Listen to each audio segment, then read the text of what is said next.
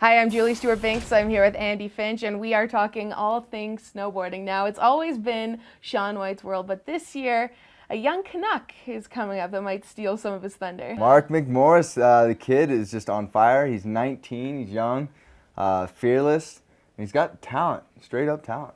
What do you like about him maybe over Shaun White? What's the difference?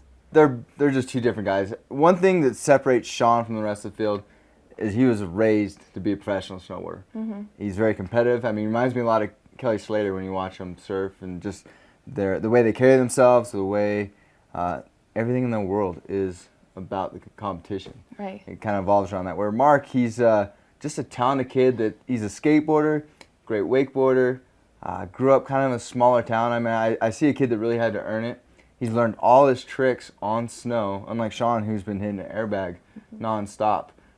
Which kind of mad respect for anyone that has to learn those double corks, and especially Mark McMorris, one of the first ones to land the triple cork on snow, which is way more risky. And the ironic part is, of course, Regina, Saskatchewan, absolutely no hills in sight. None. So he comes from a prairie town, and now he's perhaps one of the best in the world. Yeah, I mean, it's like, how does that happen?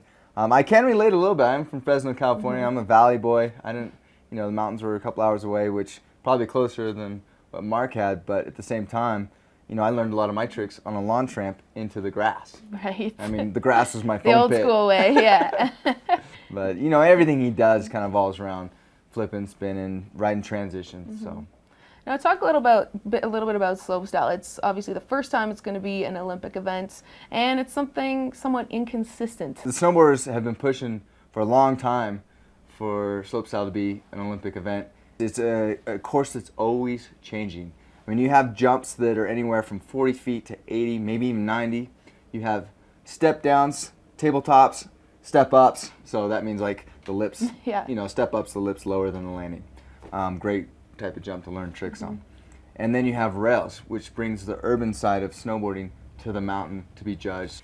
Yeah, no, Shaun White, his bread and butter has always been the half pipe. He's going to be trying to make it into the slopestyle. He might not even qualify for the Olympics. There's a couple of different aspects here. Shaun, he's kind of out-tricked everyone in the half pipe. I mean, his transition skills are amazing.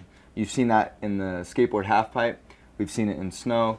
Definitely a favorite to win snowboarding half pipe and slopestyle. He's kind of almost like a step behind.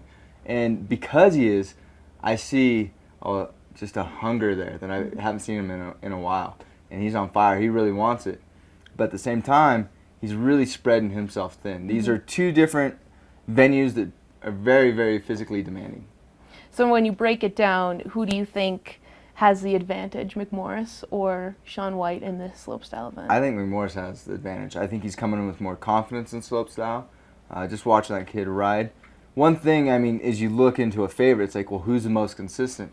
Now, the crazy thing about slopestyle is because the courses are always changing, the elements, wind, whether it's snowing, speed. Sometimes speed's an issue in the small kids. They can't get speed to clear jumps, and they're forced to change up their run. We see a huge fluctuation on the podium. But if you're looking at favorites, McMorris, obviously Shaun's looking to make that team. Sage Kostenberg, who's a Park City local.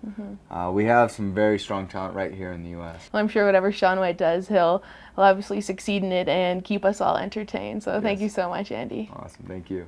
Make sure you stay logged on to foxsports.com throughout the Olympics for all your Olympics coverage.